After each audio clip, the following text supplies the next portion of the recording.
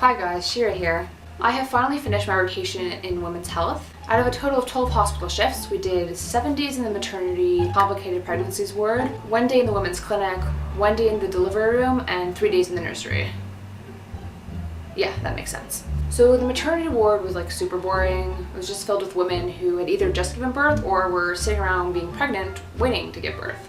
Yeah, like really boring. The 1 day that we had in the delivery room was excellent. From that 1 day, I began to understand why like 9% of my class wants to be midwives. The delivery room is run completely by midwives, who are nurses. It's incredibly rare to find a field in which nurses have such a high level of professionalism and independence. They do absolutely everything. Like doctors only make an appearance in cases of emergency. So yeah, I did see a couple of births, and as much as I would love to, I don't quite think this is the forum in which to go into much detail. I did like the delivery room a lot. I'm not saying that I want to work there, but I enjoyed it a lot because it was really busy. Even though my supervisor kept us right into the last minute of the shift, I didn't care at all because I was busy for the entire 8 hours. I was responsible for all my supervisor's follow-ups, and she also assigned me a couple of mothers-to-be in charge of for the whole shift. And a woman in labor definitely keeps you on your feet. Last week I shared with you a bit from my experience in the nursery. So I also liked the nursery better than maternity ward because, again, we were actually busy. From 7 a.m. till about 10:30, we were non-stop working, you know, like changing diapers and all the other things you do with babies.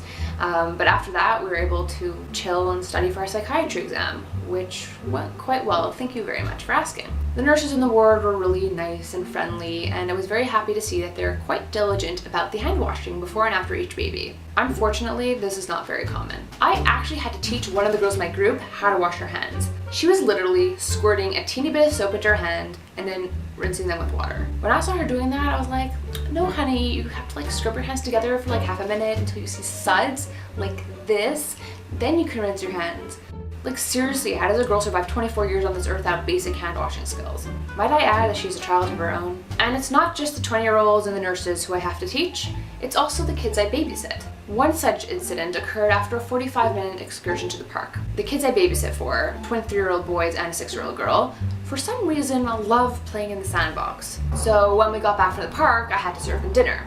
And of course I asked them to wash their hands with soap. The twins didn't give me that much trouble because of course it's a lot of fun to like make suds and stuff.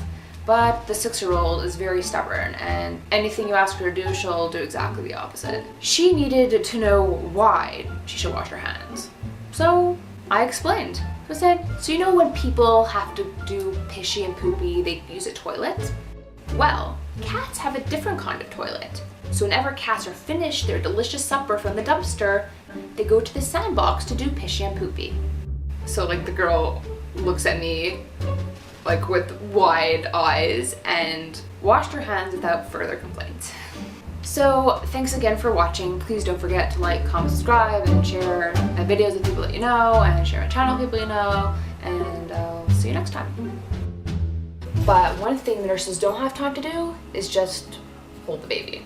And this is where the organization Chibuk Rishon, First Hug, comes in. Check this out. חיבוק ראשון היא העמותה היחידה בארץ שדואגת לספק את הצרכים של התינוקות שננטשים בבתי חולים.